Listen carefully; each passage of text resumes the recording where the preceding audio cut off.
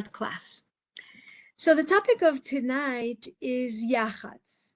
And Yachatz is the fourth hinting word that Chachamim gave for the entire Seder night. So we will, have some order in our mind in terms of Leila Seder.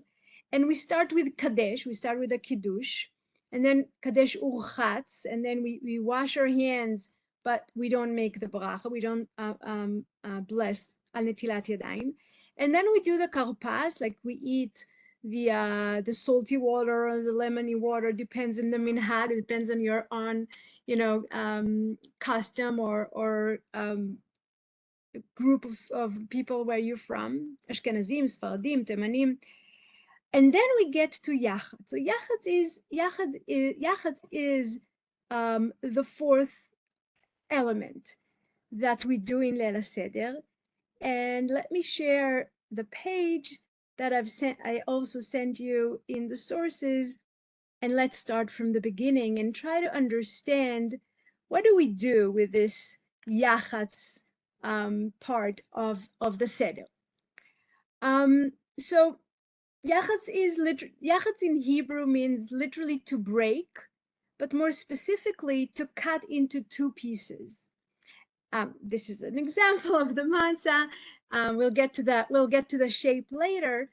But the simple direction of what to do in Yachatz is split the middle matzah into two and conceal the larger piece to use it for the afikoman later at towards the end of the night. But I brought in front of you what the Shulchan Aruch, what Rabbi Yosef Karo is telling us in the big halachic book in terms of what exactly to do. And this is, we start with a technical. We start in understanding what do we need to do when we get to the part of Yachatz. So we take, well, he says he takes, usually, he, she, but whoever is running the Seder, they take the middle matzah because we had three matzahs on top of each other. And we take the middle matzah, cut it into two, and give half to one of those seated to watch it, to take care of it, for later for the afikoman. And we place it under the tablecloth. And he should place the other half between the two whole ones. Then he raises the plate that has the matzahs and says, He lachma anya, this bread of poverty, until it gets to manishtana.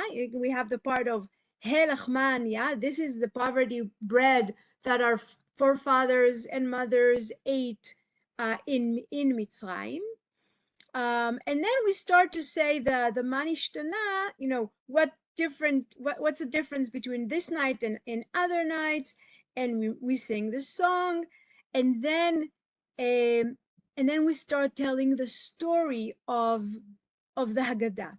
In other words, it's the act of splitting the matzah, the middle matzah, in the part of the Yachatz that is really, I would say, this is the pre-act before we start telling the story of Yetziat Mitzrayim, of exiting Mitzrayim. In other words, there's something about the three matzot and the cutting to half of the middle matzah that allows us to start getting to the real stuff. Let's call it this way, let's start telling the story. Okay. I also brought Rambam. Rambam, preceded Shulchan Aruch, the book of Rav Yosef Karo, almost 400 years. Okay, the Rambam was the main halachic book before, and before Shulchan Aruch, and only at the 16th century do we have Shulchan Aruch written as a big, huge, very detailed halachic book. So what does the Rambam, what does Maimonides tell us about this part of the Seder? So he starts here with a rechatz, with washing the hands. So afterwards he recites no. Hold on. Okay. So what he, let me see what I wanted to start. Okay. So he takes two cakes. That's how he calls them chalot matzot, two cakes of matzah, means two pieces of matzah, divides one of them, place the broken half inside the hole, inside the two whole ones, and recite the blessing, Hamotzi lechem min haaretz. Now, the Rambam the Rambam has a different order than what we do today, but I'm not going to go into the laws of the Rambam, but the most important thing I wanted you to see, that for the Rambam, you have to say a motzi on the matzot, because you can't just, do something with matzot without saying hamotzi. What we do today, we say a motzi only before we have the meal. But there was an idea by the Rambam that if we already, touching the matzot, and we already washed our hands before eating the karpas, that we should say hamotzi lechem min haaretz. But that just, just to put this down for you to see. And I go back to the story of the three matzot. Let's look into the verse in Sefer Dvarim, because the verse in Sefer Dvarim, when Moses is retelling the story of Yetziat Mitzrayim, he tells the people, we left Mitzrayim, and then we couldn't make bread, so we made matzot, and that led into the mitzvah of eating matzah in Pesach. And when Moshe is giving us the laws of Pesach, he is saying, Lo tochal alav chametz, you shall not eat anything heavened with it, with chametz. For 7 days thereafter you shall eat unleavened bread, bread of distress, for you departed from the land of Egypt hurriedly, so that you may remember the day of your departure from the land of Egypt as long as you live. I love this pasuk because I think this verse in Sefer Dvarim, more than the story that we have in Exodus, because in Exodus we hear about the things that are happening at the time. But what we have in Dvarim, in Deuteronomy, sorry, it's hard for me to say that word, slicha. Those of you who know me know that sometimes I struggle with English because I'm not an English speaker. I'm a Hebrew speaker. I just happen to love and to speak English. So, because when we hear Moshe in the book of Dvarim retelling the story from a perspective of 40 years, he puts it like in very defined words. And he's saying, the reason we shouldn't eat chametz, we are not allowed to eat chametz for 7 days, and we should eat matzot, we should eat matzah for 7 days. It's because, okay, and for 7 days thereafter you shall eat unleavened bread, bread of distress. And he's adding something that is not mentioned in Exodus. He's calling the matzahs bread of distress. And that bread of distress is those 3 matzot that we have in the beginning of our Seder night. Okay, so just remember that we have bread of distress in his words. And then continues Moses and Moshe and says, for you departed from the land of Egypt hurriedly, because we didn't have time, so we had to hurriedly leave Mitzrayim, so that you may remember the day of your departure from the land of Egypt as long as you live. To eat the bread of distress, that was the matzahs we ate the day we left Mitzrayim. We need to eat that bread. We need to eat matzah for 7 days during Pesach, so we will remember the day that we departed from Egypt as long as we live. And the entire story of Yetziat Mitzrayim, of the Exodus from Egypt, the entire Leil HaSeder, the entire story, the entire night where we sit down and we retell the story of slavery and freedom through doing all kind of weird things during that night, eating weird things, and and after we cleaned the house, etc., etc. It's all so we won't forget that God took us out of slavery and brought us to freedom in front of Mount Sinai, received the Torah, and on our way to enter the land of Israel. In other words, there's something about this bread of distress that we do in the beginning of the Seder, and we'll talk about the cutting in a minute, that even just to see that bread, we need to remember the bread of distress. Now, the bread of distress can have two meanings. It can mean it was a bread that we made out of distress. We came out of Mitzrayim. We hurried to leave Mitzrayim. We were afraid from the Egyptians. But the other meaning of bread of distress is that when you're in distress, all you can do is unleavened bread. Okay, so it's either what describe the bread itself or describe the situation, the circumstances around making that bread. And when we get to the Seder night, and we start with having the 3 matzot, and now let's I don't know if you can see my hands, but so we have a whole matzah at the top and a whole matzah at the bottom, and we cut the middle matzah. We take one half of the cut matzah, and we wrap it. And there are different customs. Some families hid, they hide it so the children will go look for it. Some people wrap it around the youngest child's chest, and the oldest children, are trying to steal it from that person, or they put it on an adult, and they try to. Each family is doing something else in the different customs and different rituals by different parts of of the world of Am Yisrael, of the people of Israel, and we leave one half in between the two whole matzahs. Now, the idea of whole matzahs is a simple one.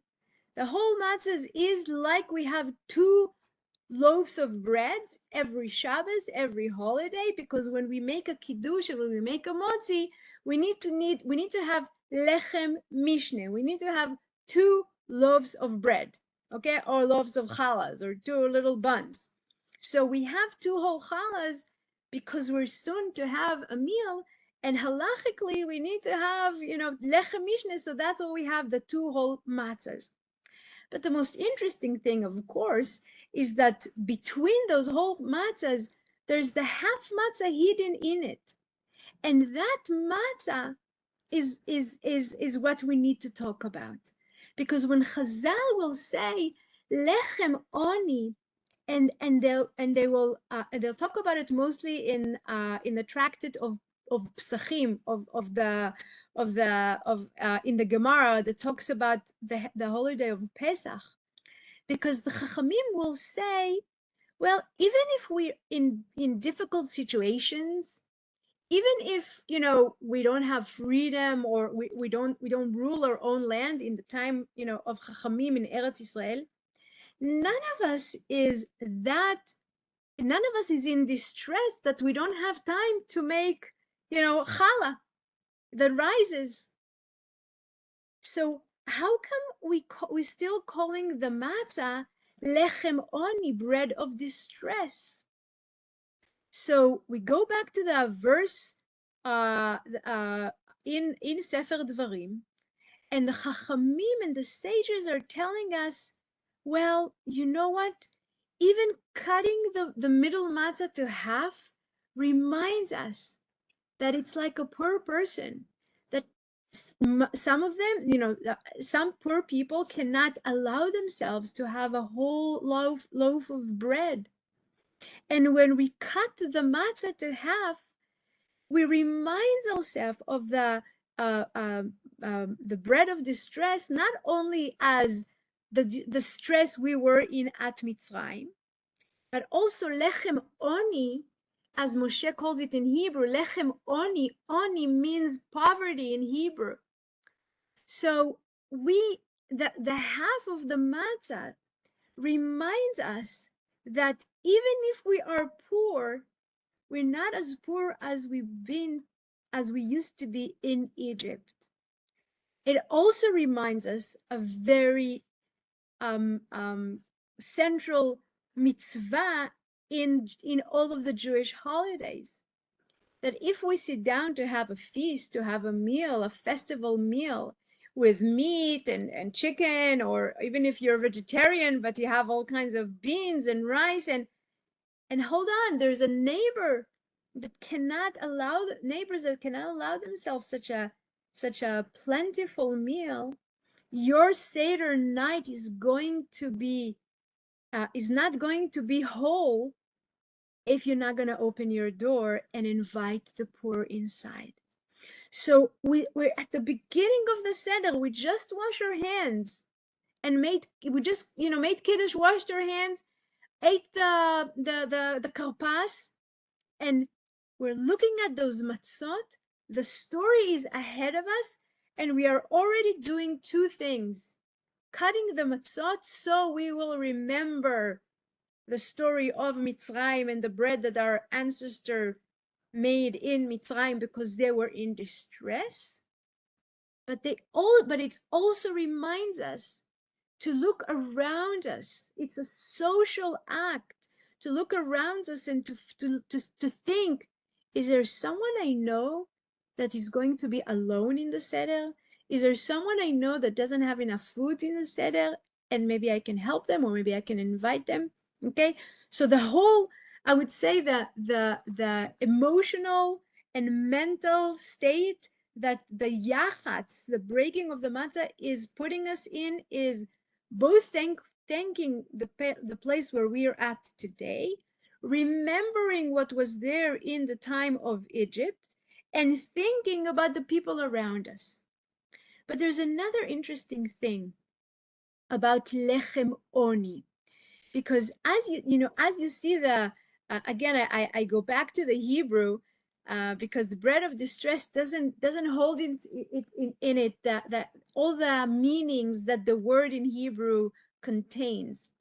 But Chachamim in the tractate of Pesachim are also saying, wait a second, oni is also the root of answering, la'anot, to answer, ainun hey. So the lechem oni that we eat in Pesach, especially that piece of matzah in Yachatz in the beginning of the Seder, says the Chachamim, it's a bread that we give many answers to the question we can ask about it. And the answers, lechem she'onim alav harbe, answers that we have many answers to say about it. And with that point of view, without look at the bread, at the matzah, Chachamim are bringing another aspect that is crucial to the Seder night, and it's we do very strange things so the children will ask questions. And the key element of the entire Seder is different for us as adults and for young children, that we are just there educating them to join the story, the historical, not only the historical story, but join the act of sitting around the table and telling, as Rabbi Sachs, may he rest in peace, always used to say, it's telling the Jewish story. We are inviting our kids to join the story. And we do many acts during the Seder that are different, that are strange. So they will say, wait a second, why are you cutting this matzah to half? And then you hide it in between the two. Why are we hiding that piece of matzah? So we answer many answers, and the answering is also the story of the Seder, but it's also having those all the ideas that are already said, and we will say that little piece of matzah that we just, the half matzah that we have, there's so much to say about it. And when we do the yachatz, the breaking of the matzah, we should take a minute and think about all the different meanings, so we will be prepared to continue the story of Leila Seder. So, and also, by the way, that because the three matzot, the whole one and the middle one and the whole one underneath it, is like this, is stay put like this throughout the Seder till we get to the end of the Seder when we eat the afikoman, is always there to remind us all those things, that it's a bread of distress, that it's a bread of a poor person, and it's a bread that we answer. There's many answers, many ideas to say about the bread. So we cut the matzah to two pieces. Maybe I'll roll it down so we'll see the picture again. Okay, so we take the bigger half and we wrap it, and that will be the afikoman, and we take the smaller half and we keep it between the two matzot. Okay, so that's the lechem oni. When I go back to Exodus, in the description of the people of Israel leaving Egypt, and carrying the bread with them, we hear the following verse. So the people took their dough before it was leavened, their kneading bowls wrapped in their cloaks upon their shoulders. Okay, so they took the dough and they carry it, they put it amongst the things they carried and upon their shoulders, the bags or the carry-ons that they had, and they left, and then whenever they could, they baked the dough that before it was leavened, and that's why it didn't rise.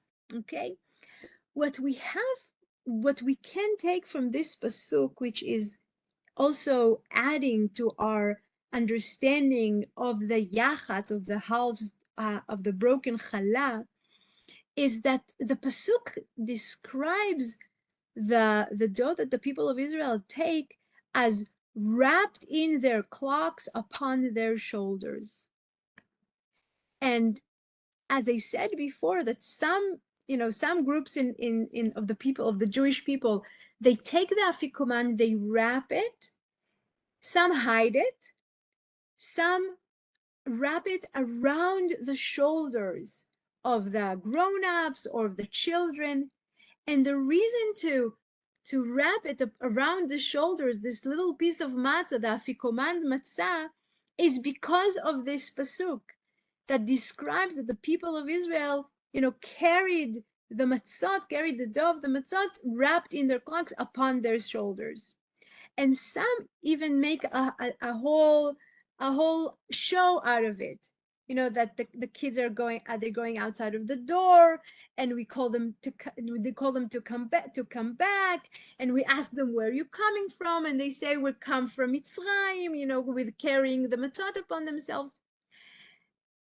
It's another example of how the children, the next generation, is key to understanding the entire night. Many things that we do in this night is to involve the children, is to make them like what they see, or be curious enough to ask about what we're doing, and then to tell them, once upon a time, it happened to our forefathers and foremothers, but we still remember that. And it's part of our identity, and it's part of our story. And part of our identity and part of our story is also taking care of the poor, is also opening our door to the neighbors that not as fortunate as us. It's also to know that if we forget what happened to our to our people in the past, we won't be able to tell the story in the future. And everything starts with a little act of breaking the matzah in the beginning of the Seder. I brought to you the Gemara in Pesachim, just that you'll see it in the words of Shmuel. Shmuel said that the phrase, the bread of affliction, of lechem oni in Deuteronomy, means bread over which one answers, to answers matters, la'anot. One recites the Agadah over matzah. That was also taught in the Baraita. Lechem oni is bread over which one answers many matters. And alternatively, in the verse, lechem ani is actually written without a vav, which means a poor person, ani, a poor person. Just as it is the manner of a poor person to eat a piece of bread and not a whole, loaves of bread, just a piece of the bread, for lack of a whole loaf of bread. And with that, I brought to you the explanation of one of the Bible's most interesting commentator. His name is the Chizkuni. His first name was Chizkiah, and that's why he calls his commentary Chizkuni. He lived at the 14th century in Italy. And the Chizkuni is saying, Lechem Oni, why he interprets the words Lechem Oni. And he's saying, Lechem Oni, bread of affliction, poor people, when given a small amount of flour, do not have a vessel at hand in order to make a proper dough. They also do not have enough time to spare to wait for the dough to rise before baking it. Therefore, they throw the mixture of flour and water into the heated stove at once and retrieve it as soon as it is baked. Okay, you understand that? Why do we call it a lechem of poor people? And this is another. The Gemara here is also talking about the lechem oni. But I wanna add another aspect to those ideas that we mentioned here, because as I said, we wrapped the big piece of afikoman, and we either hid it or wrap it around the shoulders. And why do we hide it? And why do we wrap it? The piece that is not on the table. And here again, there's a very, I find it fascinating idea that Chachamim are bringing in order for us to understand that. And they quote the pasuk from Psalms 31. And the pasuk in Psalms 31 is telling us the following: how abundant is the good that you have in store for those who fear you, that you do in the full view of men for those who take refuge in you. Marav tuvcha asher tzafanta lire'echa. How abundant is the good that you have in store for those who fear you. Now, the word in store in English doesn't caps everything that tzafun mean. The tzafun is also another word that we have in the Seder, towards the end of the Seder, tzafun barech halel nirtzah. But here, what we hear from this pasuk in Tehillim is that people who fear God, people who worship God, people who follow the word of God, sometimes the good in their lives is hidden, and they don't see the abundant that is there for them yet. And it's equal to what happened in Yetziat Mitzrayim. The people of Israel were slaves. They left Mitzrayim in a hurry. There was no time to make, there was no time for the dough to rise. And in a way, let's try to go back and think what they thought at that moment. At that moment, the distress, the lechem oni, the distress that they felt was, what's going on? We've been told that we're being saved from slavery, but everything has to be so quickly and we have no time to eat. What's going to happen? Are we going to have bread in the future? Are we going to feel safe in the future? Are we really going to be free? The slave mentality that they still have does not allow them to relax in that stressful moments. But us, we have the privilege to retell the story after we know the end of the story. And we know that what they got is so much. And that's another secret that the Yachatz is teaching us. We break the matzah. One half is hid between the two whole matzot for the end. One half is being wrapped and hidden till the end. And the idea is to say we should, like our forefathers and foremothers, the people of Israel living Mitzrayim did not know what's awaiting them. But then, they became God's people and received the Torah and entered the land of Israel. We should also have faith that the good is awaiting us, that abundant is the good that you have in store for you, whoever is fearing God.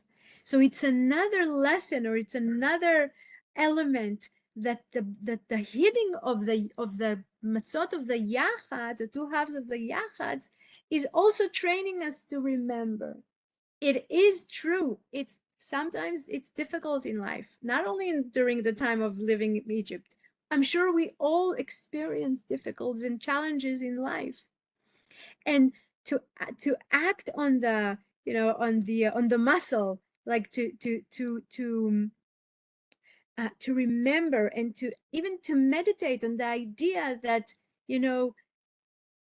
there's good that is not yet here, and there's good that we don't yet see, but please God, it will come. And that's another element that that the Yachatz is, that the matzah of the Yachatz is telling us.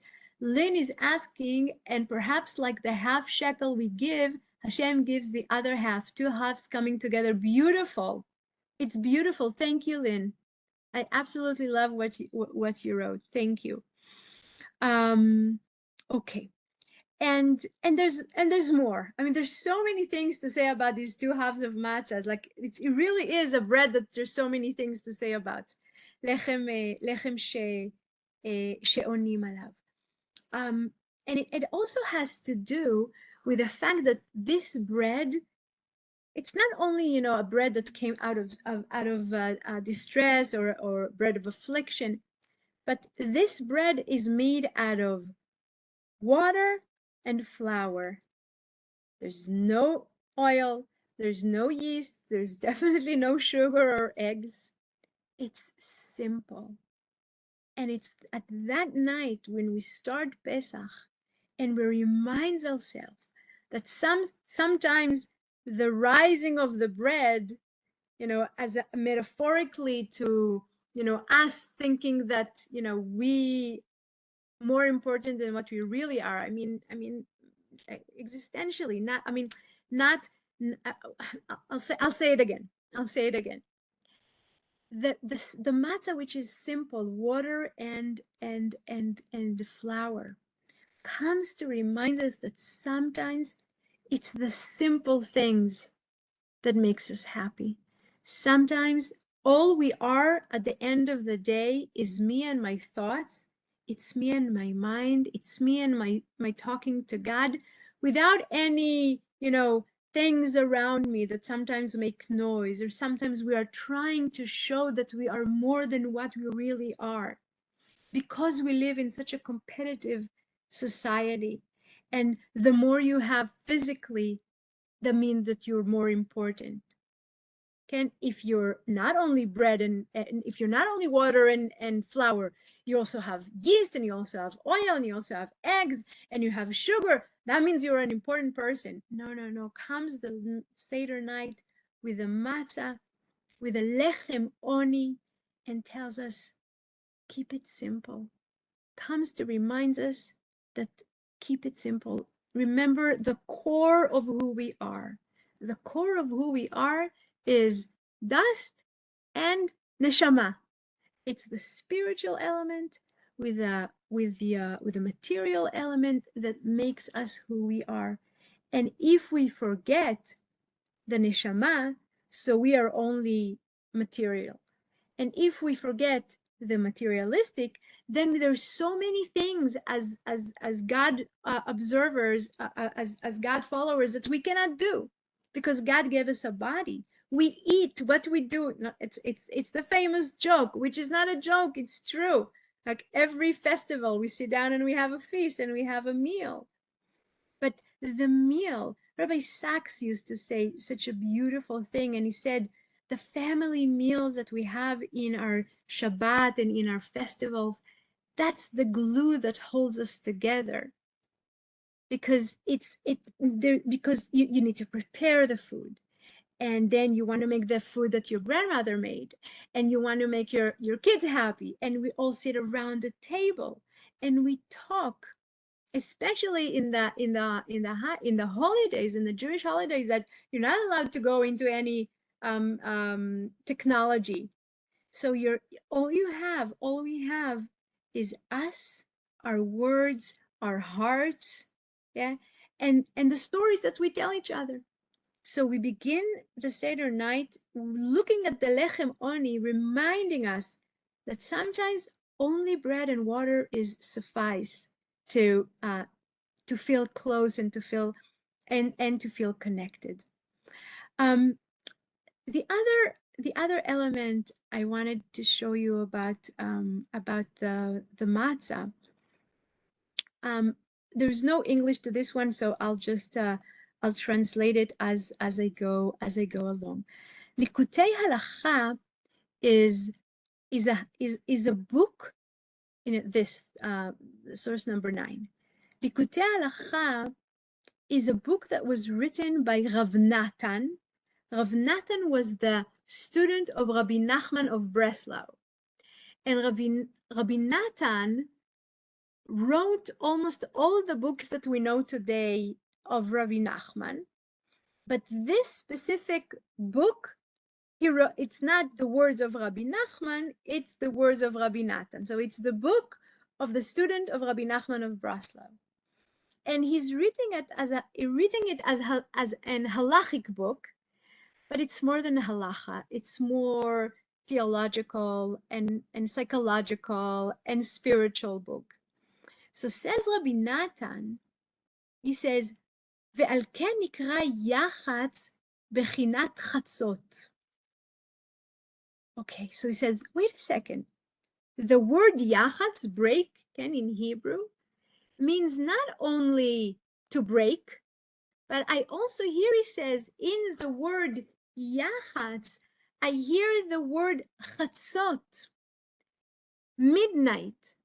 And the word chatzot, midnight, in the story of Mitzrayim, is another key word in the entire story.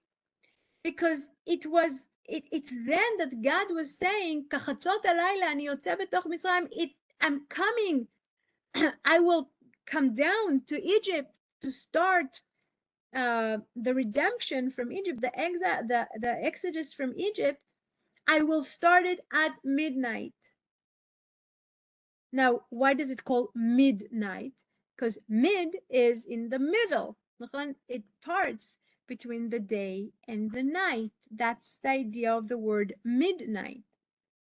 And the word chatzot in Hebrew, again, chatzot, sounds to Rabbi Natan as Yachatz, as, half.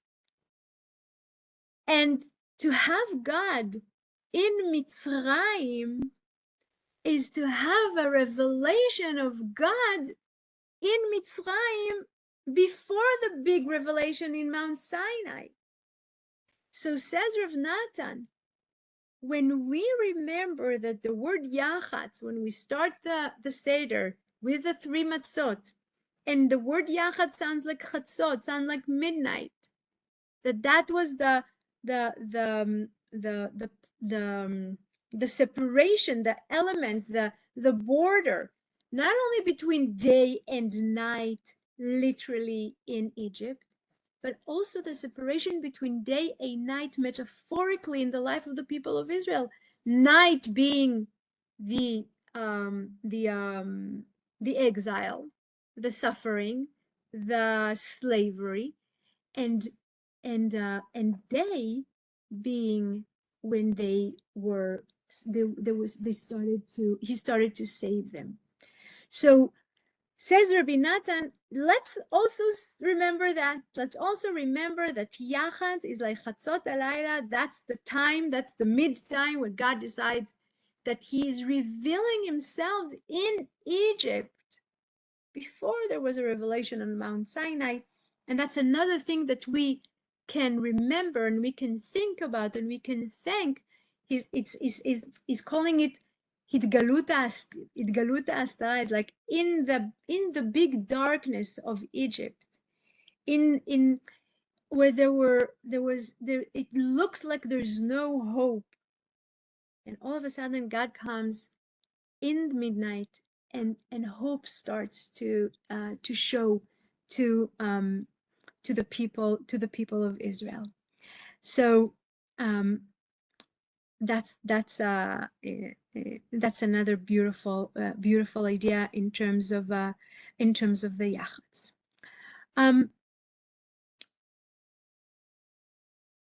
Okay, before I get to the to source number 10, let me put my sources on the picture, and then so you can see it. And there was a beautiful Rav Kook about Yachatz, but I couldn't find it in English, and there was no point just giving you the whole idea in Hebrew.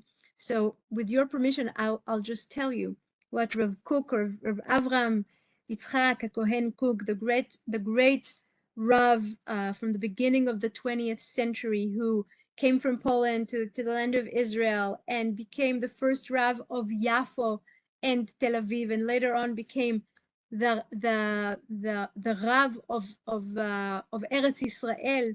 He died at 1935. In his writings, he combines both mysticism, Hasidut, philosophy, and more elements. He's really one of the great thinkers of the Jewish thinkers of the 20th century, in the beginning of the 20th century. And Rav Kook, with a very deep psychological look into things, and also philosophical, says that dividing the matzah to 2 parts reminds us that whenever we think we achieved, our goal, it's never the end. It's never the end. And if we'll say, if we had to eat an entire matzah in the beginning of the Seder, we will feel that, we fulfilled everything we wanted to do. And the cutting the matzah to half not only reminds us that there's always room for more, for finding, finding our second half, whether with our powers or our abilities or as a partner in life. But we always need to remember, says Rav Kook, that we have more abilities than we think we do, and to remind ourselves that we were created in the image of God is to remind ourselves that we can do so much and we can achieve so much. And if we think we are limited in our abilities and capacities, it's only half of the picture. and we should always strive to find more that we can do in our lives. So that's one way that Rav Kook understands the matzah. That's one way. The other way that Rav Kook understands the breaking of the matzah is that he says, one part of the matzah we eat in the beginning of the, when we get to the meal part, we are really hungry. So one piece of matzah we eat when we're really hungry. When you're hungry, you need to eat. And it's also a state of mind of people to remember that when we eat, when we're hungry, it's a necessity. It's a necessity. I have to eat. If I'm not going to eat, I'm not going to drink, I won't be able to be in the world. But the other half of the matzah that we keep as the afikoman, we eat at the end of the Seder, after we already had the meal. We're not really hungry. We're actually full of matzah also. We're not really hungry. And that, says Rav Kook, to remind us that sometimes we eat to feel the pleasure. Sometimes we eat to remind ourselves of the plentiful that we can use in life and enjoy. And because life is about enjoy, we don't believe in ascetic and suffering. So, but if we remind ourselves, and again I remind you that it's called lechem oni, again, the bread of affliction, the bread of the poor person, again, the bread of distress. Whenever I eat when I'm hungry, I should always remember that there will be a time when I eat when I'm full, and that'll be a different kind of pleasure of eating. Whenever we eat and feel, the pleasure, we should remind ourselves that sometimes we have a necessity, or sometimes other people don't have what to eat. And if we have the plentiful, again, it's our obligation and our responsibility to share that bread with us. Let's look into the into source number 10. Source number 10 is somewhat difficult part. I took it from Haggadah of the Sephardim, of Edot HaMizrach. Edot HaMizrach are the Sephardim. There's Ashkenaz and there's Sephardim. And the Haggadah, when I say Sephardim, what I mean is like the Jews from North Africa, the Jews from Iraq, the Jews of Yemen, the Jews of Persia, the Jews of Syria, the Jews of Lebanon, the Jews of Egypt. Okay, some Jews from the I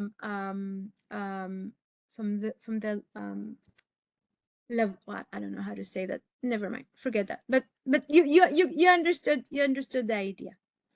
And yes, it's Mizrahi, it's Edot HaMizrach, and in the Sephardim Haggadah, there is a mystical. There's an element from Kabbalah. There's an element from the book of the Zohar and from the Kabbalah of the Ari from Zafad. And there it says, before we act the cutting of the bread, it says in the Haggadah. This is the English for the Hebrew.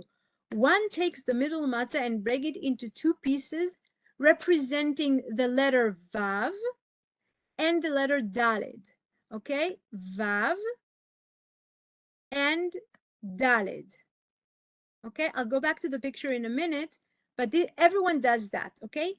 But what this Haggadah is saying is giving a reason why Davka Vav and Daled. Why specifically these letters? And it says that the Vav should be bigger and is hidden for the Afikoman, and the Daled is placed back on the Seder plate between the other matzot. So we take the smaller piece, which now we hear from Kabbalistic ideas that it should be of a size of a shape of a dalet, and the bigger piece should be in the size in the shape of the vav.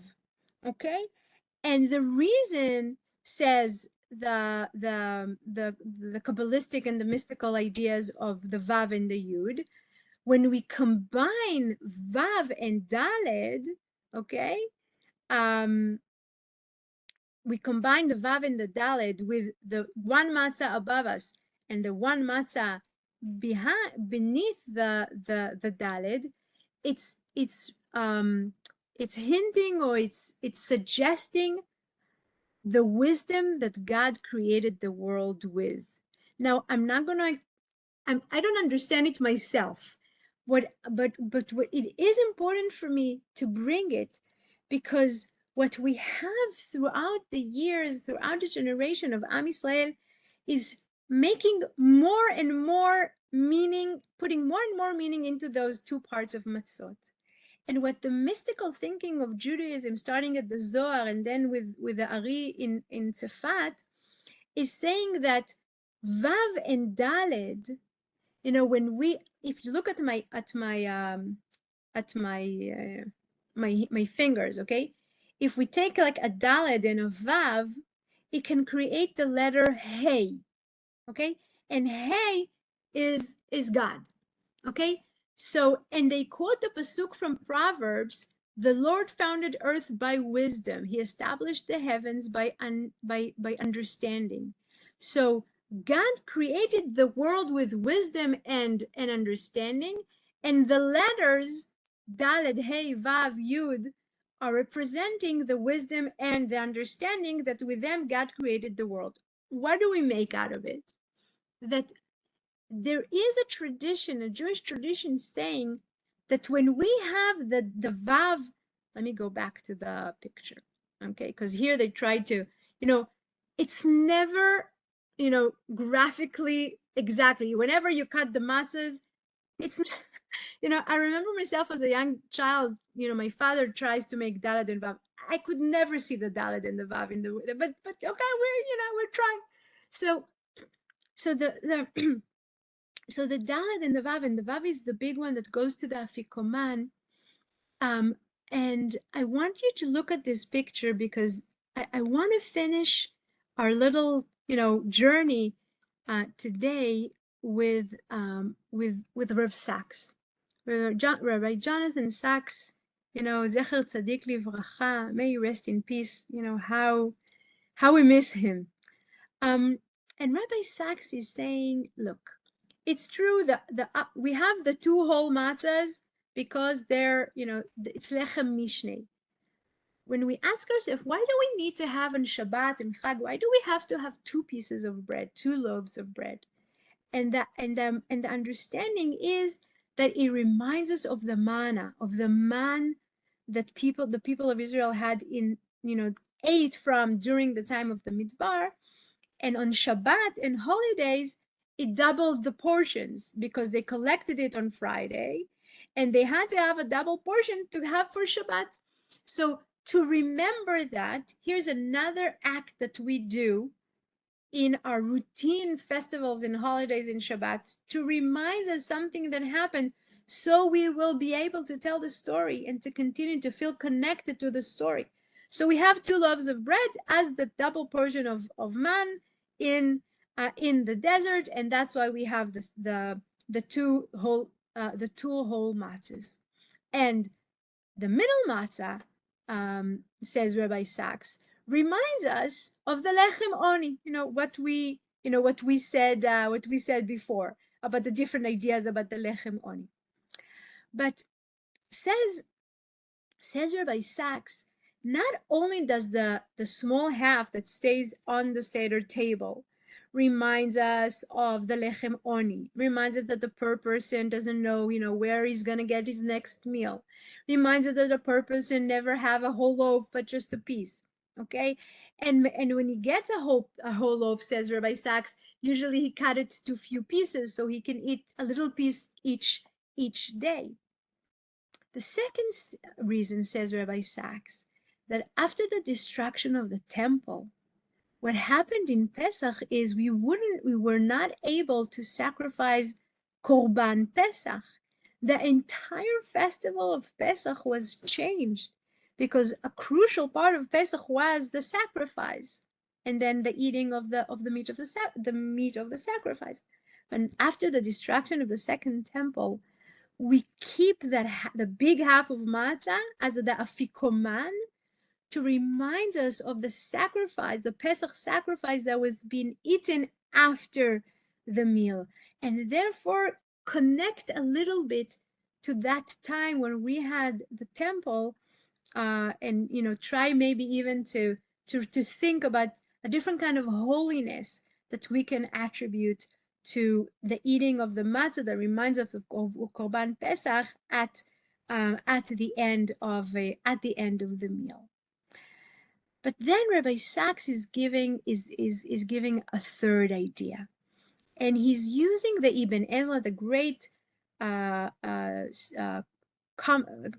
Middle Ages commentator, Rabbi Avraham Ibn Ezra, who were born in Spain at the 13th century, and the Ibn Ezra is saying Moshe is calling the bread that the people of Israel ate when they left Mitzrayim, when the dough didn't have time to rise, is that also and that's a chiddush of the Ibn Ezra. And the Ibn Ezra is saying, no, that's the bread they used to eat all the time when they were slaves.